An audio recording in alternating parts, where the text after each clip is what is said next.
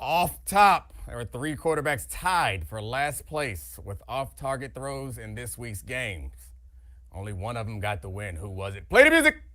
This is the Domonique Foxworth Show.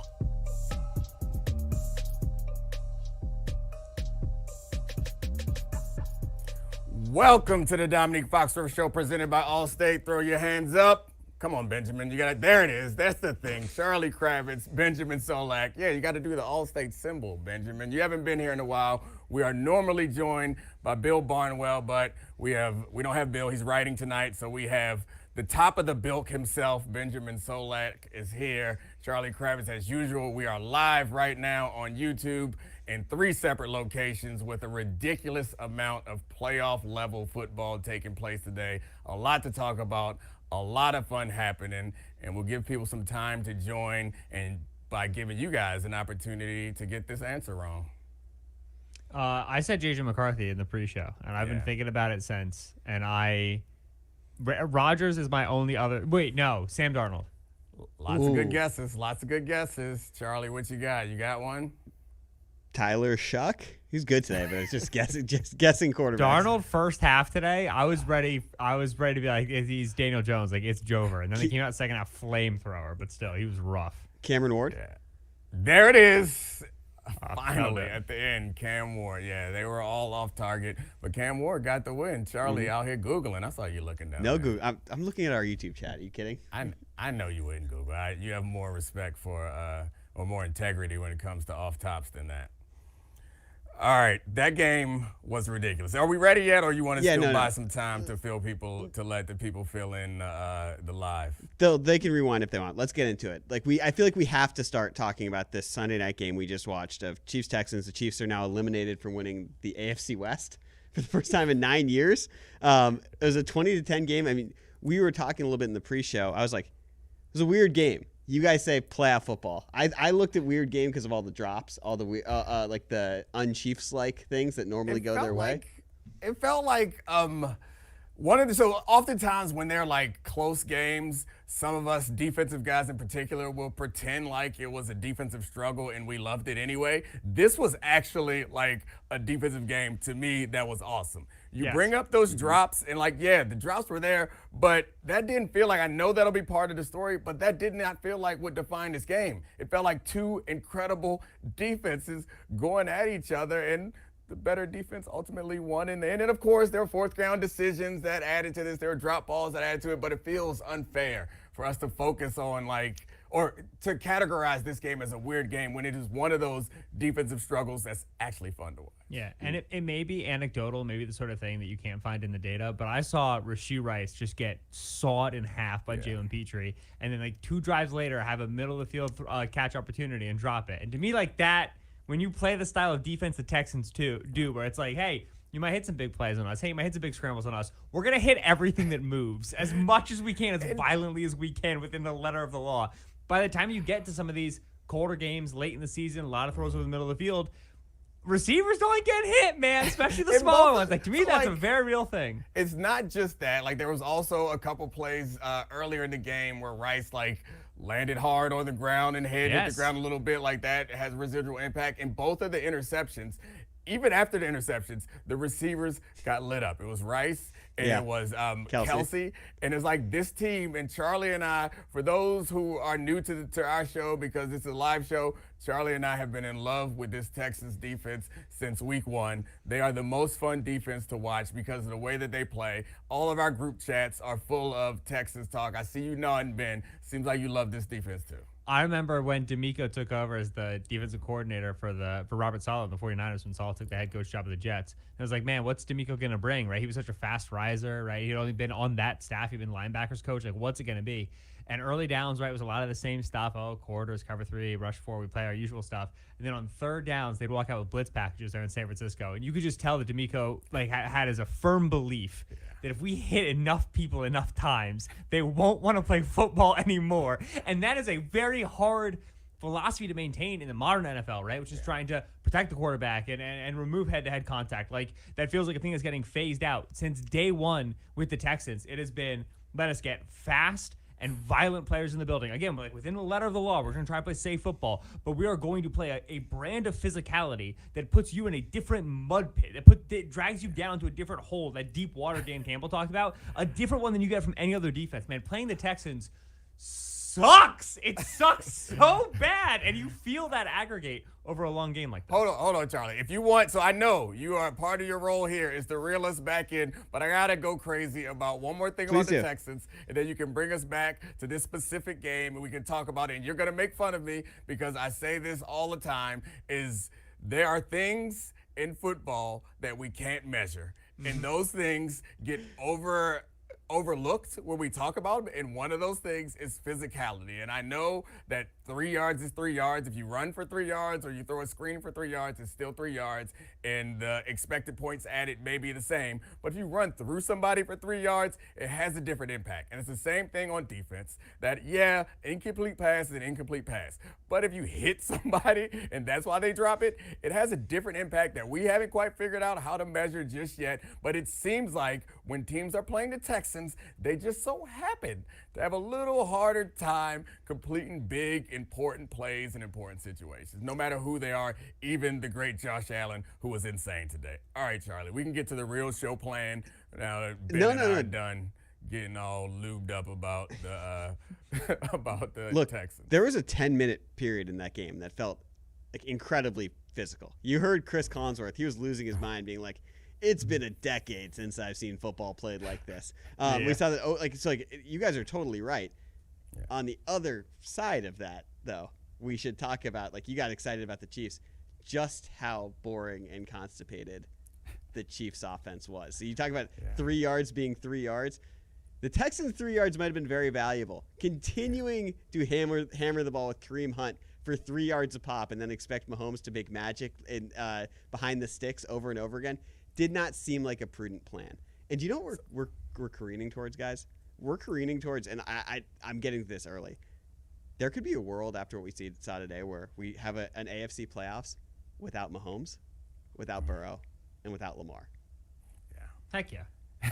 And I'm not mad about it. I mean, I would love to see them all in there. And, of course, we'll get to how impressive Burrow was earlier in the day, and it would be fun to see him in the playoffs. But these teams, as flawed as all the teams are, particularly in the AFC, like, I'm looking forward to it. And we got all worked up about the Texans defense. I think the Chiefs defense deserves some credit, too. Like, they were hitting over there also. And they were scheming them up and blitzing. It looked like for a stretch there that they were going to do enough to do the like Spags thing and blitz the opponent out of their level of comfort and get into a situation where they could win. But I would push back on a little bit of the Chiefs' like offensive constipation that you pointed out, Charlie, and say like, yeah, you're right.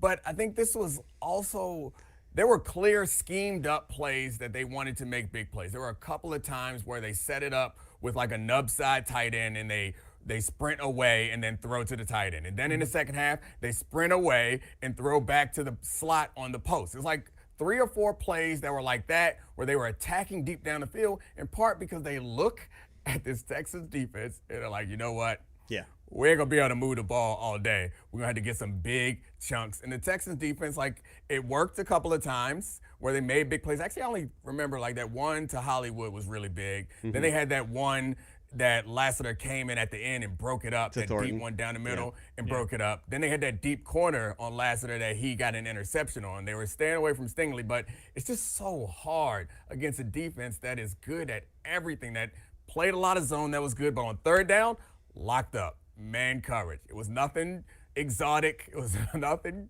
too creative. We're physical. We're better. Let's line up and play. And it reminded me a little bit of that Bills game the Chiefs played, where the Bills played a lot of dime, and then the Bills played not the same degree of man coverage the Texans just played, but more man coverage than we're used to the Bills playing.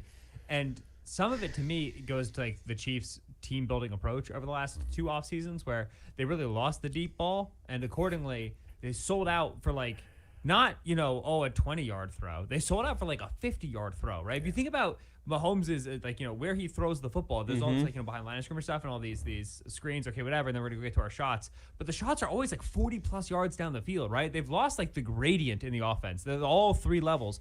When you're fielding Tyquan Thornton and Hollywood Brown and Xavier Worthy, you are just selling out for track meets, right? Like, you're not going to win back shoulder balls 18 yards down the field. You're not going to win 20-yard, stop routes and deep digs and like, post elevating to go get the ball off the rim over a deep safety. Like, it's such a polarized offense because they became so obsessed, both Mahomes play style wise and then Brett Veach team building wise, at re-accessing not just the big ball, but the big ball. And when you get polarized like that, your game comes down to coin flips. You complete this one or you don't. You hit Brown in stride or you don't, and then all of a sudden it's a tackle and you got to go back out there. It's too fragile and too frail of a build when you're that obsessed with that deep ball, especially as far down the field as they're doing it. It's funny. It's like chasing the Tyreek Hill offense without Tyreek Hill. With no one that scares you. That's it. You talk about the Texans playing straight up in that game in the high leverage situations. That's why. And Lassiter was comfortable because they obviously didn't want to attack Stingley in those situations. But Lassiter was comfortable. He got run by one time. I think it was Scanlon who got past him. He walked him down and broke it up. And he was sitting on Worthy, like deep comebacks. He was making plays that you don't expect because I assume that's the belief that they have. Is like, all right, we're going to run you deep a couple of times, and then those deep comebacks will be there. But when you have a front like they have in Houston, like I feel like that adds to the corners feeling comfortable to be aggressive on downs because they're not going to get a lot of that. No one feels that confident that they're just going to keep dropping back and letting those guys, letting the Hunter and Anderson try to get to their quarterback. And of course, in these playoff type situations, we're going to get running back Mahomes. He led this team in rushing, I believe. That was their entire offense. 7 carries, 59 yards. I mean, like with a bum knee. Yeah, with a bum knee. We need to mention, by the way, like the stats that Mahomes finished this game with: 14 for 33, 160 yards, 0 touchdowns, 3 interceptions. Yeah, so 42% completion rate. It's the worst of a start in his career. Negative .54 EPA per drop back, which is the worst of a start in his career. 19.8 passer rating, which is the worst of a start in his career. Now, to be very, very clear, this was not the worst game that Mahomes has played, not by a long shot. However, statistically, this is the worst the passing game under Mahomes has ever looked. And to me, that is intuitive. That reads off of what I just watched. That was the most painful passing game I've seen Kansas City have since the day 15 went under center. We hadn't had you on yet this season, so like I forgot about Stat Me Down, where you just get excited and you stat me down with 10 stats in a row. I appreciate it. I miss Stat Me Down. I'm sure everything that you said was hugely valuable, but it's like 6 stats in a row. It was 3 stats in a row, and it's because they're all the worst in his carear. It's got like a tempo to it. All right, it's got like a rhythm. It's nice. It builds. Domonique, are you ready? Are you ready? They're useful stats. You got. Oh yeah, I'm ready. Okay, hold on one second. We made a sounder just for this occasion. I knew it was coming. Oh no. Hold on. Computer folks. I haven't thought about Dave Gettleman in a minute. It was nice to be reminded of Dave Gettleman and the analytics. I love Dave Gettleman. He was hilarious. I got a threatening call from one time I criticized Dave Gettleman, and someone with a thick Italian accent was calling me to tell me that I wasn't being nice enough to Dave Gettleman, and I was very confused by it. Like, am I supposed to be? Is this scary? Like, what's happening? It was Eagles VP of Security, Dom DeSandro. That's why anytime I get threatened by an Italian accent, I assume it's him. So can I push this Chief thing forward a little bit, because we're now, as we talked about, careening towards a world where, the best quarterback since Tom Brady is going to miss out on a postseason season. This is after the Super Bowl devastation they had last year, going for the three-peat. This team is fatigued. You can see sort of the mental fatigue on Mahomes. You talked about that, Ben, with the shot plays. Like, he's trying to create magic, throw 50 yards down the field. Mm-hmm. There's starting to be a question that I think is fair, and it's not about whether or not he's a great coach or anything like that, but is there a world where you think that the Andy Reid regime is getting slightly stale in Kansas City? Just because you put a lot of it on Veach with roster building. A lot of this maybe is built in Reid's image, the way he's wanted it to be the last couple of years. And it feels like this is an inflection point that we assume this could be like a Patriot-style dynasty that comes back up. Mm-hmm. It might not if you just run it back. Like, it seems like this is the type of team that could have substantial changes going into next season beyond just some of the old guys being gone. 100% unequivocally, yes. Like, there is so much need for offensive sprucing up in the system that the Chiefs are choosing to run.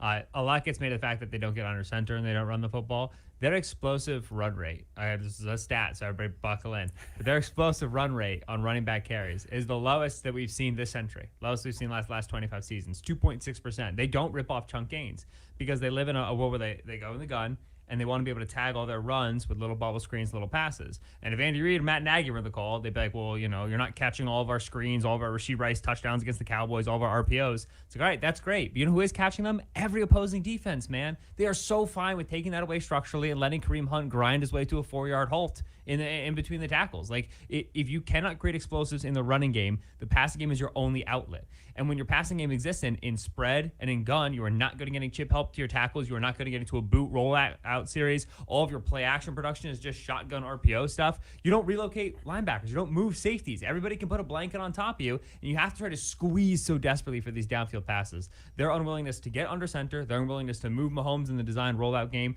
get crossing patterns across the field, they're still very much running a college-inspired offense in a time where that's not currently working in the NFL. They need a new body in the offensive coaching room. I don't know if it's a new OC. I don't know if it's a passing game coordinator who comes from a different trade, but they need a freshening of ideas desperately there. Yeah, now that's interesting because I was wondering where you were going with that, because saying that they need all these things is different from saying that where it's actually going to come from. Because I don't imagine that anyone thinks it's a good idea or realistic to make any major changes with Andy Reid and with Brett Veach, and I'm sure Reid has a bunch of influence over the front office stuff. But I get and I agree. However, what is...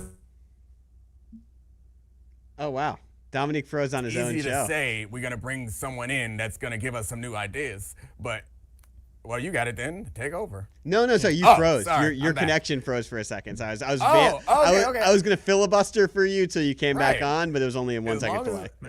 As long as my voice is still there, that's where we're good to go. I was just saying that it feels different to have the conversation about you need all these new things than actually having it in practice. I don't imagine that when you bring someone in new, you're not going to replace the offensive coordinator. Nagy's not going to get replaced unless he leaves. And I don't imagine that anyone else, like a pass game coordinator or run game coordinator, is going to be able to have that type of influence on Andy Reid. I don't know. It seems hard to believe. And the next step is to fire him, and that's crazy talk. Yeah, because Andy is the offensive coach and obviously the play caller, it's tough, right? Because what immediately comes to mind is the Bills. We have Aaron Kromer, who's the offensive line coach there. He was in Los Angeles with the Rams for 4 years before he was the O-line coach there. They have Joe Brady from college, and they have all these RPOs, and they have all these throws by line of scrimmage, but also they can just get under center, put a fullback back there, and just start running the dang thing, right? They have these different modes that they can switch through that very much feels like, Kromer inspired. It's very pro style, right? They're a heavy zone team. They've changed that a little bit, but in the early Kromer days, they were very zone.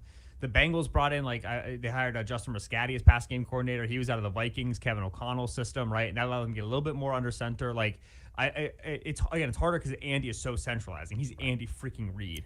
But you worry that he's just surrounded by the same guys who've had the same ideas for years. You want to introduce a new guy who's been under different offensive coaches who just thinks about things a little bit differently. To just, again, it's less about spinning specific dials and turning up specific changes, and more about, can we get someone in here who's saying something new, who's working with Mahomes for the first time and can bring freshness? I get it. I think we don't want to drill this too much. We can move on after this, but I think it's also you have to be I think it's very easy for us on the outside to talk about all these things that teams need to do, and we do it with the Eagles ad nauseum. It's hey, have more motion. You got to do this. You got to do that. It's a lot different than actually majoring in something. And that's the thing, is when your offense is built around something, and we colloquially we'll call it the team's identity. What do they do? And we know the Bills, despite how good Josh Allen is, outside zone, or this is what they go to when they have to have a thing. And so the only reason why I bring that up is because as long as Andy Reid is there, it's hard to imagine that they're going to change whatever that core identity is. But what is it? I think that their identity is that screens and RPO, RPO game, for that sure. Feels like their identity to me. That's what they go to when they feel threatened. And my point is, you can't just throw a concept in there and be good at it.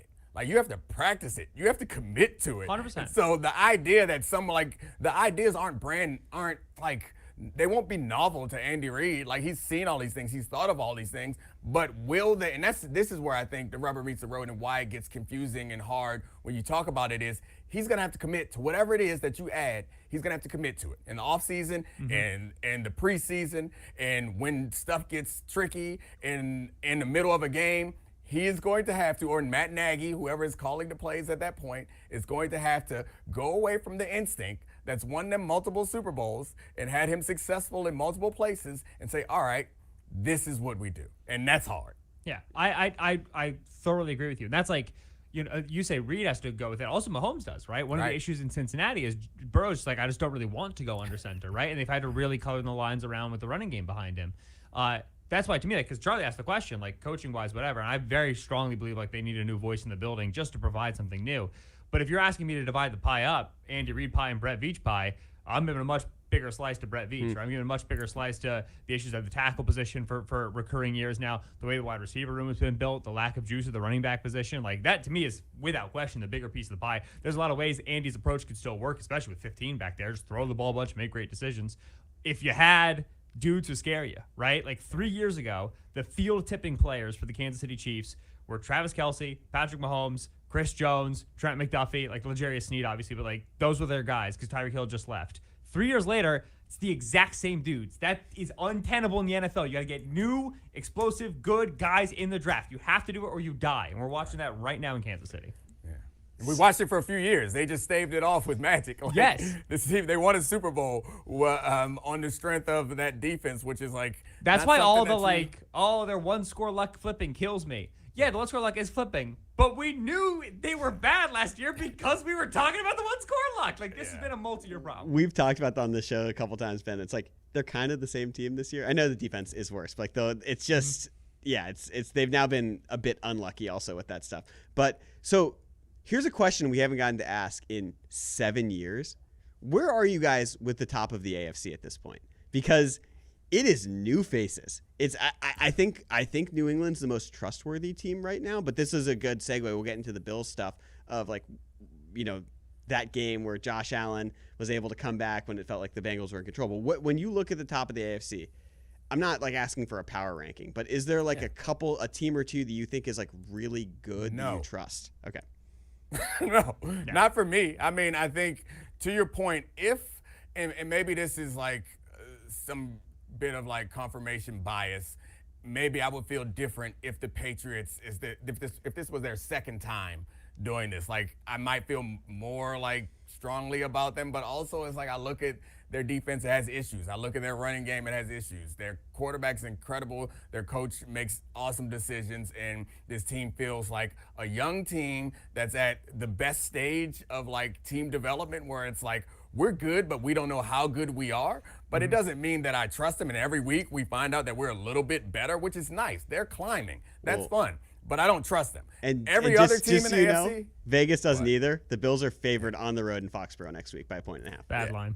Every other team in the AFC, I don't trust. Like, I know someone's going to win the AFC, but I don't look at any of those teams the same way that I look at a couple of teams at the top of the NFC, where it's like I expect the Packers to win. I expect the Rams. Like, I know who I think will be in the NFC Championship game. AFC, whoever wins, I'm going to bet on them winning one game and getting to the conference championship. And then who's going to play them? Hell if I know. I don't trust any of them. They all got flaws. Yeah, there's no team in the AFC, I would say with confidence, is like immune to hosting a playoff game and losing it by multiple scores, right? Like the holes are clear enough in every team. Like Denver, obviously, like where the quarterback position, we just don't view that guy, like Bo Nix is an elite player. The Patriots, like with the offensive line injuries now, like that is not prohibitive unit. That's a worrisome unit. Yeah. You tell me it's a Texans-Patriots divisional round game in Foxborough and it's this pass rush against Vidarian Lowe. Like, I am terrified for 4 quarters. So every AFC team is, to me, untrustworthy. The only NFC team I would say I'm very confident like wins home playoff games and doesn't get blown out is the Rams. And then besides that, there's issues down the board as well. Well, and one that was awesome. One of the awesome playoff style games today was between the Bills and the Bengals, and I think we should talk about that game because we believe that those teams should be in there. Go ahead, Charlie. We should, but you also should get your hands up. I love it. Because there it is. It's time for our Good Hands plays presented by Allstate. Do you know who you're in good hands with? You're in good hands with Josh bleeping Allen. That dude was incredible down the stretch today. In the second half against the Bengals, 13 for 15, 239 total yards, 3 touchdowns, a 150.4 passer rating.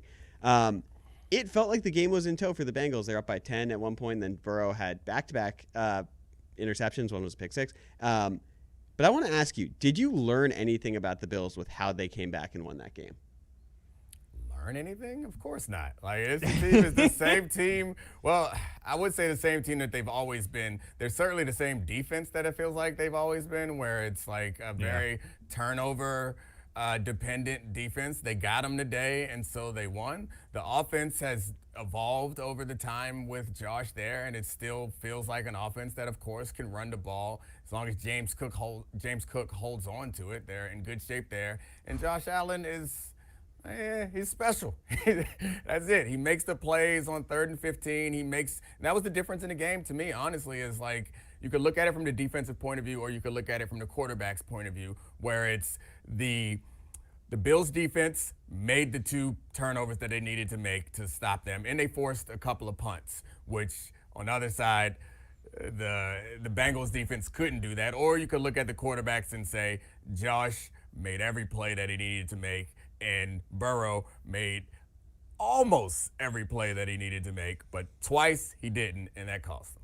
Yeah, I try to think about what I would say if the Bills lost this game the way the Chiefs lost their game, and like, oh, what does this mean for the Bills? I think it's right, mostly defense-oriented. Mm-hmm. But every time they play Burrow, it's a reminder that you can play these, like, zone heavy, give them the underneath check down, make them be perfect all the way down the field defenses, and it's all well and good. It's all hunky dory. You get to the playoffs, you run into a Joe Burrow, and you just have no pitches. You have no change-ups. You just sit there and lose, right? Opening drive was what? 14 plays, 67 yards, 8 minutes. They were 4 for 4 on 3rd down. Start of the 4th quarter after the Cook fumble, right? The Bengals were up by 1 score 4th quarter. 12 plays, 80 yards, 7 minutes, right? Just walk them down the field, right? And it's with 8 to 12-yard passes, too. It's not with explosives. They got a couple of DPIs, but, like, it's just execution. And when you try to out-execute, it works great in the regular season. And now you're going to run to a guy in your division, in Drake May, who's really, really good in those sort of instances. And so but we've known that about the Bills' defense for a while. In this instance, they actually do right. They get the Benford pick. They get that Vanessa pick. And then Allen's legs, man. Every December, it feels like it snows for the first time, and just a switch flips in that Wyoming head of his, and he just turns into a moose, man. Like, he's just loping and hitting people and just so explosive. That every year, man, it's a reminder that he can flip a field with that running ability. It's just him and the tight ends right now. Like, it's enormous white buffaloes is what that Bills team is. It's all 6'5", 350 or 250-pound guys that they are feeding the ball to. And it seemed like they were the leading target getters and the leading receivers, like both of his tight ends. When they needed a play, they went away from that. I was wondering from the Burrow side of it is, when you think about all these top-tier quarterbacks that we love, the ones that are in the playoffs and out of the playoffs, I feel like Burrow with Chase and Higgins is such like a luxury that the other quarterbacks look at and probably jealous. But I wonder if Burrow would be willing to like part with one of them for a defense that could get a stop. Like, I don't even want a good defense. Right. Just get a stop. I don't think Allen punted. I don't know. Double check that for me. But I don't think that the Bills punted one time in that game. Bills had touchdown, end of game, fumble, touchdown, end of half, downs, touchdown, field goal. That's everything. Yep, Downs. No punts. They had a downs. They got them off on downs one time. Nice job, D. Oh. So, I mean, you brought up the Burrow thing about the wishing they had a defense. Don't you guys, after watching Burrow for the last 2 weeks, don't you just wish they hadn't blown their games against the Jets and the Bears when he was out? It seems so much more fun than whoever's going to win. No?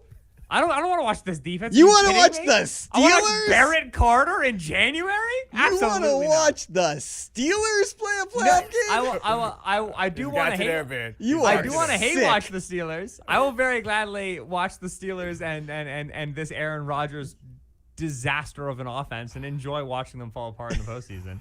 Yes, I agree. Of the options in the AFC North, the Bengals are probably the best. But I do not want objectively to watch this defense in the postseason. Well, unfortunately, as Charlie likes to put everything in a vacuum, this is not in a vacuum. You have to choose for the options that are actually there. And I, like you, a couple weeks ago, I was telling Charlie every week, honestly, Charlie gets all excited, like the Bengals, they could make it. I'm like, Charlie, they're going to blow it at some point because they're the Bengals. But I also have to admit that while I do think that they're going to blow it and not make it to the playoffs, and they probably already have, I don't know what their percentages are, but they've, I'm sure, plummeted. Very low. I would rather see them in the playoffs than, the Steelers are a good example. I don't really want to see the Steelers. I'm fine with the Broncos and their defense and their Bo Nix screen and bomb offense, which is hilarious. I love it. They don't 10 to 20. They don't mess with that area. No, it's sir. Just deep and short. Deep and short. You can't mess this up. Yeah.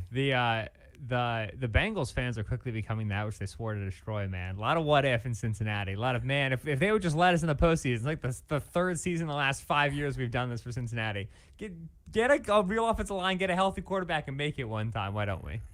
That would be nice. Or in a defense, throw that on there too. Last couple years. Well, let's be realistic here. You can't get a whole defense in Cincinnati. It's never been done. I kind of get it. Just let him in. You want to go with the college process, Well, or like- we just like? It's a flawless No, the process. college There's nothing to process- complain about. I know we're an NFL show. We'll get into this. It is so funny that Notre Dame was just like, we're going home. It's so funny. I mean, they're gonna undercut the bowl games, and I know we'll get back to the NFL really quickly. But my only thought is how I remember that we used to argue about the top 4 teams, and all those teams felt like they could win a championship. Now, for some reason, we argue about teams that we know can't win the championship. Like these How dare bottom you. teams, like why are we arguing about it? You're not gonna win it. Because I went to Vanderbilt. That's why I want to argue about it. Go Doors. Yeah. Once you remember that college football is not a sport but a reality television show, the process makes a lot more sense. You're like, oh, that's right. We need this is for the views. This is All right, let's get back to NFL. Don't piss off Allstate. Charlie. Back to the NFL. Yeah, I'm sorry. My bad. Extra My bad. hands Just up. a little bit of college talk. But like, come on, just with the Bengals stuff, even obviously the defense it's an abomination. It's an affront to everything you believe in, Domonique. But it is the thing that's fun about Burrow is he's the last one of these great quarterbacks who still has a fun offense. And like I know Josh Allen was fun today, but like it sucks. And this is the thing about the Mahomes thing or Lamar being injured right now. It sucks watching these great quarterbacks and these really constipated offenses that are boring.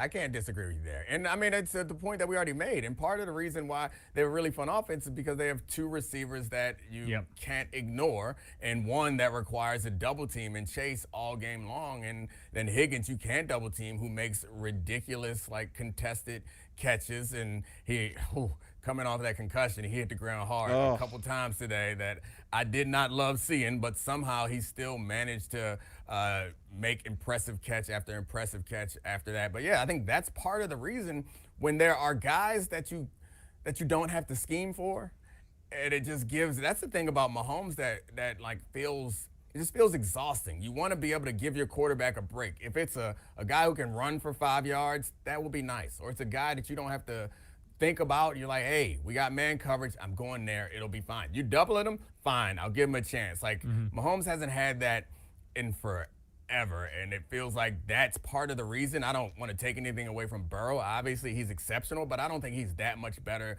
than those other names that you mentioned. No, the he's reason definitely why not. is he got those guys, and that helps. And the thing that Burrow has become exceptional at, which he was certainly good at in college, but the thing at which he's become exceptional is the pre-snap ID and then the quick within 1 second of the snap, double check my work, choose a route, choose a throw, and then go. And that is a product of playing with Jamar Chase and playing with T. Higgins, where the way that you maximize those players is saying, okay, I know that I'm going to have a mismatch somewhere. If I can find it really well, really fast, I can maximize these players, right? And so a lot of what Burrow does so well, because you're right, he is exceptional, is a self-fulfilling prophecy based off the receivers that he played with, right? And like T, man, every time I think T's a top 20 receiver, I'm like, man, he might be top 15. And I think he's top 15, I'm like, man, he might be top 10. Like the adjustment to the football relative to the sideline, cashes away from frame. There is nobody better in football when the ball is in tight areas, bodies on him. It's him and like Devontae Smith for some weird reason, though Devontae Smith's 170 pounds. He's just preposterously good when he should not be able to make the catch. He's a delight to watch. I know you are still regularly writing because you corrected to at which instead of ending in a preposition. Like you started out wrong and you corrected it. And I know that's only because you still write regularly because it's okay to make a mistake. Just don't make a mistake twice, all right? That's how I execute on the field, Domonique. All right, that's how we improve as a team. Not me. Not me. I'm done with that. I don't write anymore. In every sentence in a preposition. I had a teammate tell me a while ago who had a thick Texas accent. He told we would make fun of him because of his accent, and he was a Florida accent. We would give him a hard time about his accent because it was funny. And then he was like, well, if you can correct me, then you know what I'm saying. So as long as you communicate, the point is communicating. Good point. I don't give a damn about your preposition. Put it wherever you want. As long as it makes sense to me, then you're doing it right. Let's pivot. And transition from that to back to football? Yeah, we'll transition to the NFC now that Packers-Bears. Another awesome playoff football game. We've on this show talked about the Packers being like a theoretical great team a lot. I'm removing the theoretical. This team is fantastic. This also, the Bears are able to run the ball. This is like a real football team. There are a lot of questions. Well, it's not shocking. I guess it shouldn't be shocking. They're good, but I mean, I don't know. I had do you more want to faith start in with the the Bears? Packers' run defense. Do you want to start with the Bears then about it? Do you weirdly trust the Bears more after their performance today, even though they lost to the Packers? I mean, I guess. Like, I think I was high on the Bears before the season started. And then I'm watching them, and you see all the turnover luck defensively, and you see, like, the inconsistency at quarterback and a run-focused offense. And they're number one in the NFC all of a sudden, and people are talking about deep runs for the Bears. And then I started to cool out on them. But I think I thought that this game was going to be like a real wake-up call, and the Packers were going to handle them. And I would say that I walked away feeling like the Packers were definitely the better team. But the Bears competed in a way that I didn't expect them, especially in the second half, and they were able to run the ball effectively. The problem with the Bears, or the two problems with the Bears, is their defense isn't going to be good enough ultimately. And I think Caleb Williams is just too inconsistent. I got a weird comp that you might be surprised by, but it's like mediocre Josh Allen. It's like not when he first got in the league, not when he became like MVP caliber. It's like that situation where he was like impossible to sack, just cleanly, would have incredible big plays, and then like surprising inaccuracy issues. And it's like incredibly exciting and promising, but it never works out for most quarterbacks. They never quite turn that corner and turn into what Josh Allen has. But Caleb's in that stage right now. When I watch him, I'm like, anything's possible, good and bad. Amazing stat from this game, and saw this on Twitter. The Bears used play action on 61.5% of Caleb's dropbacks today. That's the most play action used against the Packers in any game since PFF began charting in 2006, and the most of any team in any game all season. So, to your point, they're trying to get him on the move. They're trying to Ben Johnson's trying to keep the mediocre Josh Allen and him in check and get the best out of it. Yeah. You brought up, Domonique, we were talking about the Patriots, how like it's a young team figuring out who they are like kind of in real time, right? And the thing about the Bears is just there's a lot of worlds in which you're down 14-3. You go into an away locker room in Lambeau Field and you don't come back out swinging. You don't come back out and you're able to bridge that gap. The fact that the Bears, like, they were probably record-wise a little bit above their weight. They had a flub win against the Commanders, a flub win against the Raiders, like not great teams, okay, whatever. But the fact that they continue to dig their way out of some of these second half holes and to manage these high wire acts, I think is such great news for them in 2026 when the talent level is a little bit better across the board, and then they're beating the bad teams more easily, and then they're playing these close games against the good teams. Like against the Eagles and the Packers, okay, they go 1-1. The Eagles are a little bit of a mess. The Packers get it comes down to an interception for the Packers, but they generally belonged. And that's what you want for a team like this, is to show, okay, we can punch at this weight. We got tons of stuff to clean up, but we can swing at this weight. What does it mean for the 2025 NFC playoffs? They're probably going to get outclassed at some point, right? The left side of that line struggled a lot in this game. They have second-year UDFA and Theo Benedict playing at that spot.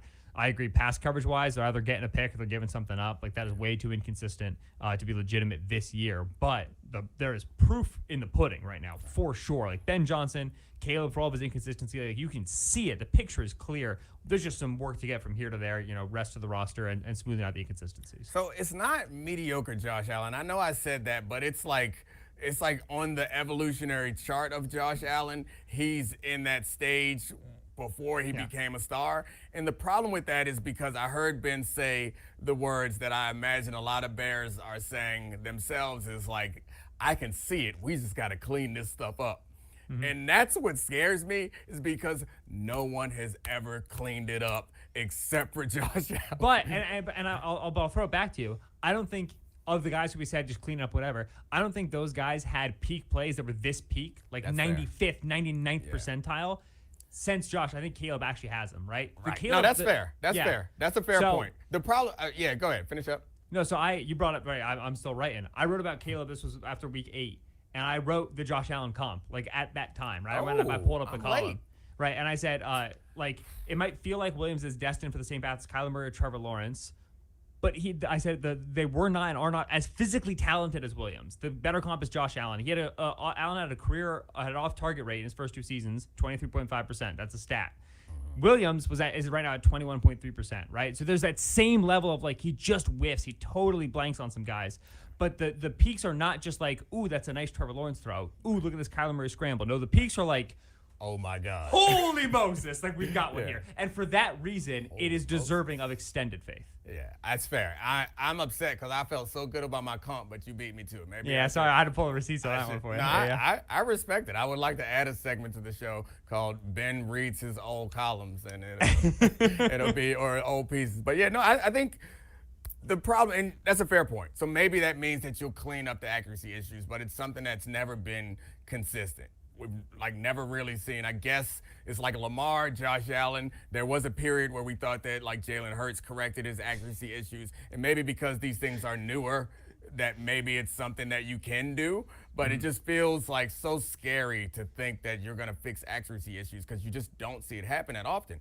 But in the course of this game, you see the whole story where he makes that touchdown pass to Zacchaeus. That's like a ridiculous throw. He drops it over, like before that, he drops it right over to Cole Kmet on the run. That's absurd. And then you got a chance to tie the game, and it's inexplicable. It's much easier than both of those. Not that it was an easy throw. It's much easier than both of those on the run and just grossly underthrows and gives Nixon an interception. And that's the part that's just like, you're so close. It's gonna live with him for a while. Get over this hump. Get over this hump. They'd be really like, that's the. Yeah, we'll see if they can address that accuracy and consistency that he needs to address in this offseason. The good thing is I feel like the best thing that you can give a quarterback trying to achieve that, get over that hump of consistency is just give him as long a leash as possible by making everything else good enough around him so the offense works and you win games and the general football-consuming public has patience with him. Right. And, to that end, Ben Johnson could make, a touchdown drive out of scraps, dude. Just something and obviously, some of the designer stuff and the trick play stuff didn't work in this game, but the downhill running game, the ability to convert on screens and pick up third downs, he's just so good at coloring in the margins around Caleb. That's going to give Caleb such a long arc that if it's going to ever come together for Caleb in totality, where he's going to be this guy we're hoping he's going to be, Johnson's going to give him that runway. That's, I think, very encouraging. That's fair.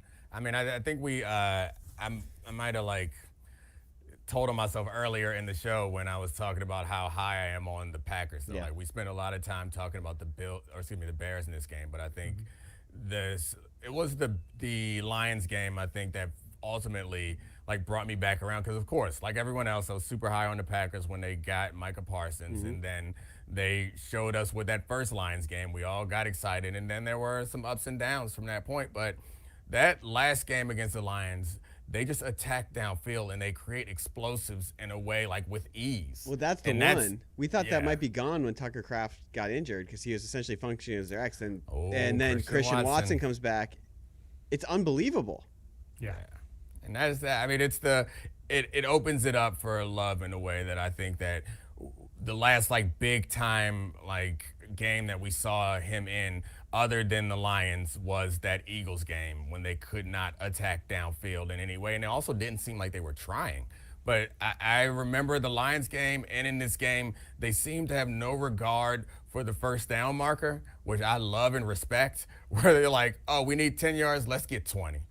Oh, we need 6 yards, let's get 15. And that, to me, as a defender, I come into games like that where it always confused me why teams, and it makes sense, those are lower probability throws, but why so often teams have plays designed to attack the sticks. Because when it's 3rd and 5, like as a DB, yeah, I'm going to hang out around 6 or 7.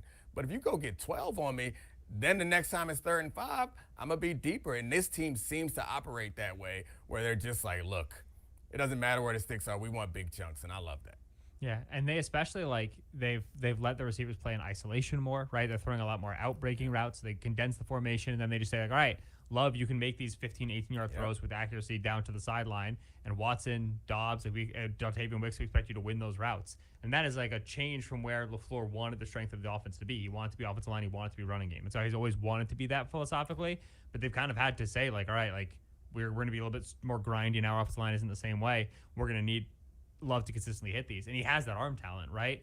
I'm more reticent than you. The Lions in that game, I think we're a below average secondary. I think the Bears, for as good of takeaways as they've been, they've been so good at getting the football away. Coverage wise, they have their issues. Like that Eagles game you brought up lives in my mind. Where Chris Watson's been so good, Quinton Mitchell just put him in jail for 4 quarters, and then all of a sudden that when that Packers offense comes to a screeching halt, I mean it screeches, right? And so it's so hard to believe in the Packers good because I've seen how quickly it changes color and goes to bad. They still to me are very mercurial. Yeah, that's fair. I mean, they don't have a bunch else like those big plays, but I just get so enamored with a team that makes people pay when they blitz. Like that's the thing is like they're not just trying to today. Yeah, they're not just trying to survive the blitz. You're gonna blitz us, we're gonna score, and that'll stop you from blitzing real soon. It'll limit the things that you're able to do offensively. I think you're right. Like that Eagles game it lives in my mind as like a cautionary tale, but. I mean, do the Rams have somebody who can cover them? And do you trust that the Eagles are going to be able to score enough against them again? Like, that's the thing. It's like, I don't know. I guess it's the Seahawks. Is that defense going to get after them? But will the Seahawks offense be able to generate enough points to give them a problem? When I look at the NFC and I find teams that I trust and quarterbacks that have the ceiling, I don't know. It's Rams? Stafford. And then it's Love. Well, let's do that. Same question as the AFC. How do you put the groupings at the top of the NFC? It's just Packers and Rams at the top for you. For me, yeah. Yeah, Rams, confusion, Philadelphia Eagles. Like I find the Rams so trustworthy. I find the Eagles very untrustworthy, and then in the middle there's a lot of chaos. The thing about the Packers that I will say is I very much trust this defense. Right? Mm-hmm. I mean like. The idea with Parsons is kind of, the crowning jewel on top of like Quay Walker's having such a great season. Edgerrin Cooper is still an impactful player. Evan Williams is playing outside of his mind. Xavier McKinney, Keyshawn Nixon has been great all year. They got dudes on dudes on dudes. The Devontae Wyatt injury, the run defense, it is definitely the weakness, but it's a sort of weakness where like you still got to get 14 play drives on them and you got to be able to stay out of the pass rush situations. They can create penalties, they can create turnovers. Like the Jeff Hafley in that defense really like they have integrated Parsons very well into the system, and they've also found some impactful players outside of Parsons. I'm impressed with that unit. Could you tell me what's in that confusion? Like, so you go, it's Rams separate themselves. So like in the confusion, you just got like Packers. Seahawks. I don't believe in the Niners at all, but also like the Niners are 9-4 and keep winning games. And so what am I supposed to do with that?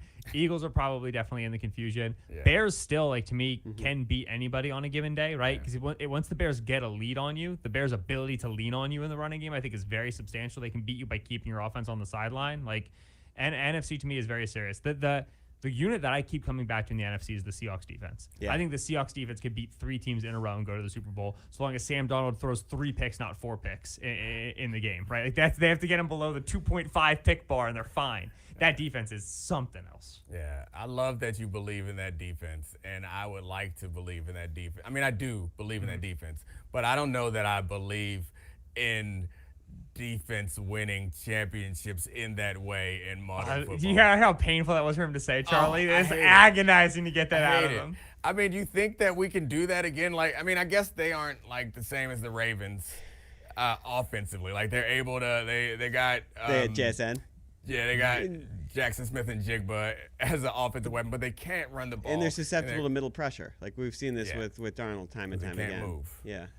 So I don't know. That's the part that how good a defense you're going to be able to create enough turnovers to win when you can't run the ball and you can't really trust your quarterback 3 games in a row. That's hard. That's really hard for me to imagine happening. I hate it for them, and I hate it for Houston. Houston has a little bit more, or they definitely have a better quarterback. Their O-line and the pressure that they put themselves under is a challenging factor, especially since they can't run the ball. Yeah. But that's the thing. What do you think sincerely presents a believe bigger that? issue? Do you think Stroud and Houston's general offensive nucleus presents a bigger stressor as opposed to just simply JSN? Because I think JSN alone, just the weight of what he's able to achieve as a wide receiver one, is more scary to me than the totality of what the Texans are on offense right now.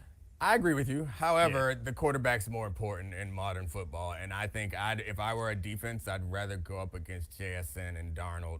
Really? I don't know. Actually, I might take that How back. big is the gap between Darnold and Stroud? I mean, like, cause, I mean, not to jump back to the it's substantial. Yeah. Stroud on third down tonight did things that Darnold in his dreams. And there was Yeah.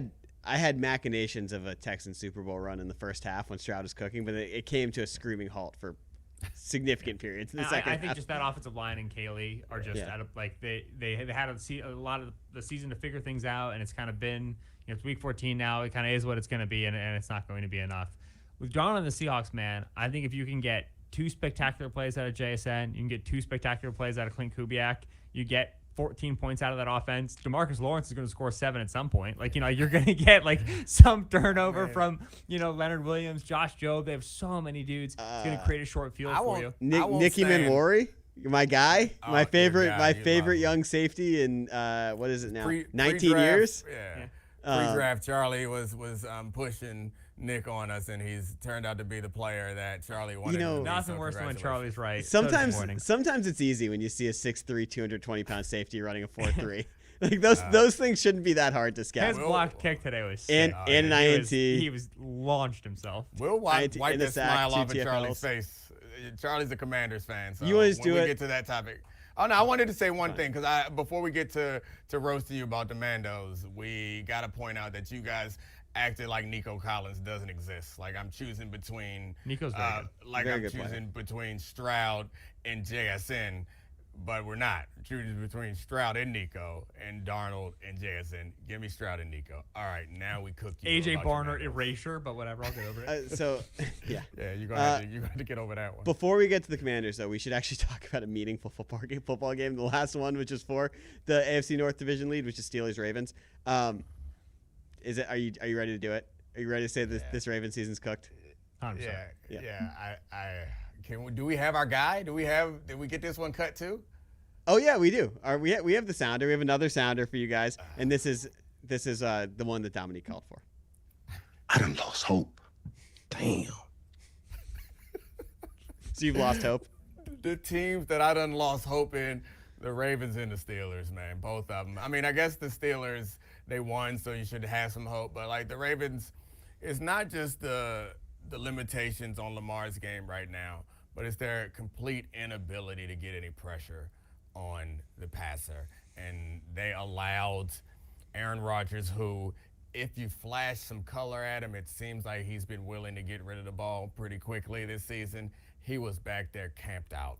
Then you put on top of it that Derrick Henry's not quite as impactful as he once was, and Lamar and the Ravens in the red zone are gross. So we could certainly spend some time blaming the referees, because I actually thought it was interesting that they had 2 calls that were kind of related, and they went opposite, both hurting the Ravens. So like they had that one where Likely was in the end zone and it looked like a catch, but they said it wasn't a catch after he took 2 steps and lost the ball. But then they had the one where it was an interception, probably on a tip pass that fell into Rodgers' hands, but he never really seemed like he had possession. Certainly if you go by the Isaiah Likely standard, Rodgers didn't have a reception and down. It was an interception. But anyway, I don't want to get caught up in blaming the refs for this game, because the Ravens have been kind of questionable this whole season, and I don't see no answers. They're not going to get pressure blitzing. They're going to get pressure with 4, and that team's going to be in trouble if they can't figure out a way to get some pressure on defense. Yeah, it emphasizes to you just what Lamar means for this team in terms of the red zone stuff, right? Some of the short yardage stuff, being able to convert in those situations. When he lacks the mobility, you start to see how this offensive line is like all middle round draft picks. Oh, Roger Rosengarten, 2nd round pick. Daniel Falele, 4th round pick. Andrew Voorhees, 7th round pick. We'll be fine. It's like, all right, well, the moment you don't have truly elite escapability there, all of a sudden the pass protection issues show up, right? Pass catcher. We're going to extend Mark Andrews. We have the 4th round, Isaiah Likely on a rookie contract. Rashad Bateman, Zay Flowers. We drafted 1st-round receivers. This is not a very good pass catching unit. Like, it just isn't. Talent-wise, Lamar makes a lot of this look a lot better when he is able to get outside of structure second reaction plays. And just when you need the other 10 players on the field to carry a little bit more of their weight, certainly, like you said, in a down Derrick Henry year, you just feel like, oh, man, like, we had Super Bowl aspirations for this team where it's like they need like Mark Andrews to make contested catches in the end zone to score. Like, this is just not there's not the level of firepower here that you expect from a legit contending team. So there's the hobbled Lamar, there's loads of limitations on offense. Then defensively, man, they've tried. They have drafted a lot of pass rushers. Sometimes you miss, and you miss again, you miss again, you miss again, and this is where you end up. Yeah. I mean, it's hard to get pass rushers at the back of the draft, which is where they're often drafted. They haven't gotten fortunate there. They don't want to go back to the Wink Martindale crazy blitz system, which was like how they created pressure in the past. You can only move Kyle Hamilton around enough so many times and have him create the pressure and also cover. Like, it feels like of course you're not completely out on this team because you look at the rest of the AFC and hope that Lamar can like magically get healthy. But yeah, I mean, I said I done lost hope. What more do you want? I'm out on him too. No, it's what I mean. Like, it's also like the point you made about moving Kyle Hamilton. It's so funny. It's every single year. It's like, we've got it. We fixed it. Yeah. We moved him here. It's like functionally the same thing. Yeah. All right. We probably spent enough time on this game because we're now talking about teams that we don't think are that good. And so, all right, guys, it's time. It's Vikings Commanders. I've done lost hope. 31-0. What hope did you retain? I just want to ask you: is this rock bottom, Ben? Is this it? Is this the bottom? Sorry, hold on, Ben. Before you go, just so you know, I'll catch you up because you haven't been here every week. Before the season started, all of Bill Barnwell and the Bilk were telling Charlie that his Commanders were going to regress, and we know all the stats that suggest that he was going to regress. I just figured out what Bilk is, by the way. Yeah. That's a very clever turn of phrase. I like that a lot. Yeah, I mean, you're part of the Bilk, whether you like it or I've not. heard Bilk like 19 times on pause. I didn't know what you meant by it. That just made sense to it's me. The Bilk. Yeah, it's him and his ilk. The Bilk. Yeah, I'm there. So we all recognized that the stats said they were going to regress, and Charlie was like, no.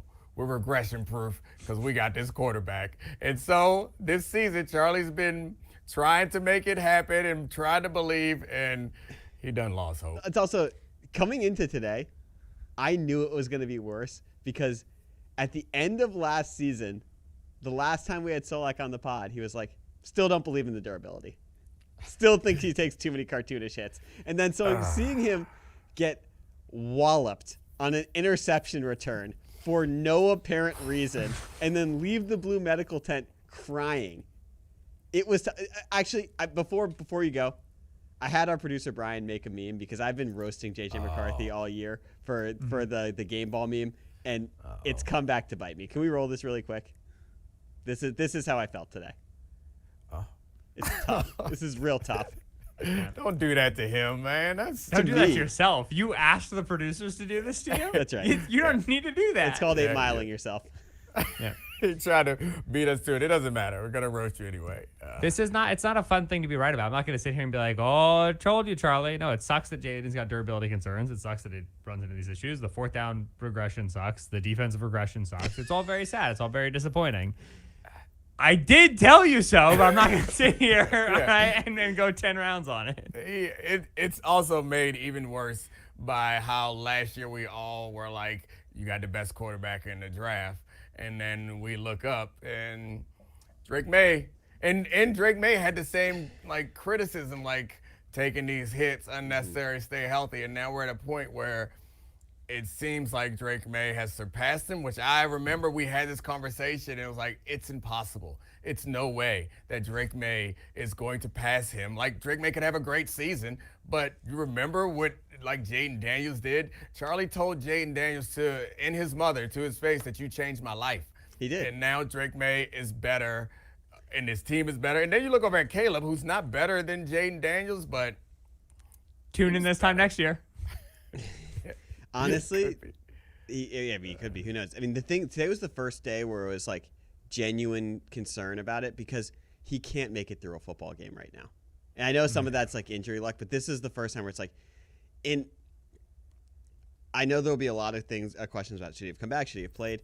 Like, he doesn't need the reps. Like, we know when he's healthy, he can be good. This is just the fact that Dan Quinn came out after the game and was like, we expect him to play again this year. I got a question for you, man. Just don't. We're getting the first pick. We're losing out. We don't need a quarterback. We're gonna trade the first pick down to the Raiders, get back some of our draft capital that we squandered this offseason going in on really old and slow guys, and we're gonna be fine. It's gonna be fine. We're getting rid of it's so much go. We're getting rid of Joe Witt. We're getting rid of Dan Quinn. Like we're getting rid of everyone except for Jaden. It'll be fine. Rid of everyone. I do Please. have one question for you though, like about this the situation with Jaden. It's a catastrophe. Right. The question, I want to phrase this properly because I don't want to imply that he can't stay healthy, but all the anger that you direct at Dan Quinn, like, are you at least a little bit concerned that maybe he's going to have to play at some point? That maybe he's just one of these guys who just gets hurt? Of course. So that's why I'm listening to you and other Commanders fans who are like very annoyed and angry at Dan Quinn for, again, putting the quarterback in an unnecessarily dangerous position. But aren't you even more concerned that he's had like 4 injuries this season? We don't and need a every fourth time yet. he We're at touches the 3. field? Oh, no, today was the 4th. Good point. Never mind. Yeah. a Every time he touches the field, he gets hurt. That's definitely a concern. Part of it's compounding. Like part of it is injuries begetting injuries. Like this re-injuring the left elbow is probably a sign that left elbow wasn't healthy enough to be playing in the first place. Injuring his hamstring because he had a massive knee brace on his other leg, which got folded onto. These things are all like compounding on each other. Yeah, I mean he's really skinny. And last year he took some massive hits, and he's incredibly pliable and flexible, and he was able to get through them. And he was really durable in college, so that was like a point in his favor. But yeah, no, I mean like, it is certainly a concern that he'll never be as healthy as he was, because we know when he's healthy and he has like a remotely competent offense around him that we can be really good. Like he was the guy from the Commanders team who belonged on the field in the NFC Championship game against the Eagles, and they gave up 55 points and the game was over really early, but whatever. He looked like he belonged in that game. And I do think that's still in there, but this is the first time that it is like, this is like deeply concerning that this is just going to get worse. And fire everyone. Speaking of quarterback injuries, you can fire everyone in the offseason. Like, we still got the Colts-Jags game to wrap this up because poor Daniel Jones. They said it was an Achilles injury, right? They haven't come out and said what it feels like we all kind of know is going on based on his reaction. It really sucks for Daniel Jones, given how the season started. It felt like that man was making himself And by the way, it's a lot of officially money. torn. They announced Oh, they did officially announce that he tore his Achilles. It's bad for the Colts, obviously, who went all in and traded 2 first rounds for Sauce Gardner, who also got injured. And we're trying to make a run at a championship, and seemingly we're trying to like maybe save some jobs in the process, have put themselves in a tough situation now, but also it's really terrible. Like, not just an injury for Daniel Jones, but like what it means for his career, where he was going to be a free agent who has had the best season of his life, and now he's going to be a free agent with Achilles repair, which doesn't bode well. We don't got a lot of good stories for people coming back from Achilles. Even really good and great quarterbacks returning from Achilles struggle a little bit. So that sucks. The Jags got the win, but I mean, that doesn't seem like the headline from this game to me. I don't think the Jags are a serious contender in the AFC. And to piggyback on that, Colts story. Yeah, and to piggyback on that, they traded 2 first-round picks for Sauce Gardner. They thought this was their quarterback, and now this is Steve Martin too. Not great situation. Yeah. Prop comic. It was. There's no way the Colts aren't the team that re-signs him. I mean, he's going to be a free agent. Who is he more valuable to than the Colts? There's also no way you can sign him for more than 1 year because you don't know if he's going to be able to return from an Achilles injury he suffered in December. But you also want to sign him for more than 1 year, because what if he returns and he's good and he's successful again, and then you have to sign him to the big contract? Like it is truly.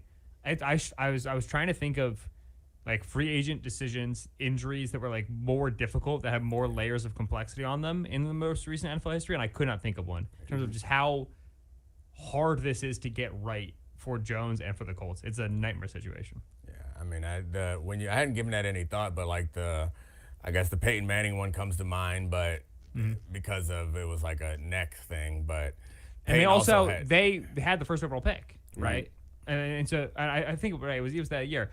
And like he's also much older. Yeah. And so like there's like, okay, like maybe this is the smart thing to do. This is like they have nobody else on the roster too. There's no like, oh, our third rounder we're excited about. Nothing. It's very shaky. Have you read like Anthony Richardson still is like not seeing properly? It's insane. They can't even put him back out there to see if there's anything there from the eye injury. It's a really weird spot for this team that we thought like was very real. I will say back to the Commanders. If they let Shane Steichen go, we'll happily take him. Yeah. I will say, Riley Leonard made a couple throws. He looked decent. Nice one. Alec Pierce got called back for a illegal formation. Nice throw on the move to his right. It was not offensively bad. I was pleased. You think he future backup for the Eagles could potentially be a star? I think of the day 3 rookie quarterbacks I was forced to watch today, one of whom threw for 364 yards. That was the most impressive performance. Wow. I got to be honest with you. I didn't get a chance to do a Shedeur deep dive, and I feel like it would be irresponsible to like pass any great judgment on the Shedeur performance. Or not irresponsible. It would be ill-advised. Yes. Without actually like having like I had it on, but that game is like irrelevant for the season, so I haven't had time to do a deep dive. Maybe before I do Get Up tomorrow morning in like 4 hours when I'm on Get Up, maybe I'll have time to like do the Shedeur deep dive. But those numbers, you can't fake those numbers. Like he put up numbers and they were in, had a chance to win at the end, decided to go for 2-point conversion. So we'll see. Did you see the 2-point conversion? Hopeful. Yeah, I saw it. It was so funny. Quinshon Judkins forgets to toss a reverse, and it might be the end of Kevin Stefanski in Cleveland because Shedeur was not on the field for the 2-point conversion. What a throw by Judkins, though. Like, I mean, it wasn't an accurate throw, but like the ability in running back pads to whip it across the field. Sure. What a throw. I would encourage him to do the easier throw, which is the toss on the actual reverse next time. Let's be positive, haters. He was able to get some torque on that thing.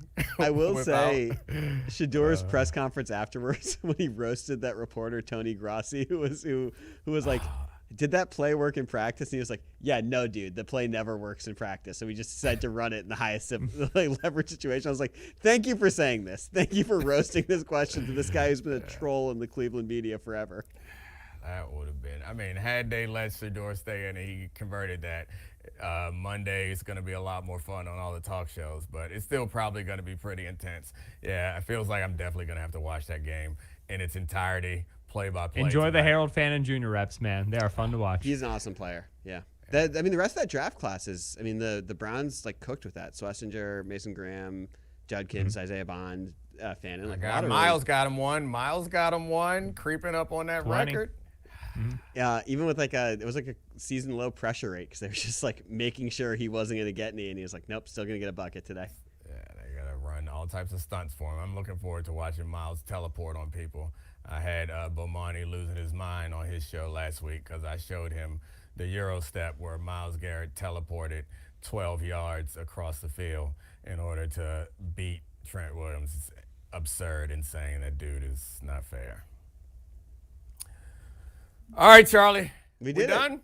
We did it. We did a live show, no mistakes. This was awesome. Thank you, Benjamin Solak. Thank you to all the producers and everybody who made this happen. This has been the Domonique Foxworth Show presented by Allstate. Throw your hands up one more time, Benjamin. There it is. Thank you to everybody. I love you, Podville. Great job. We out. Now I can go to bed for like 30 minutes.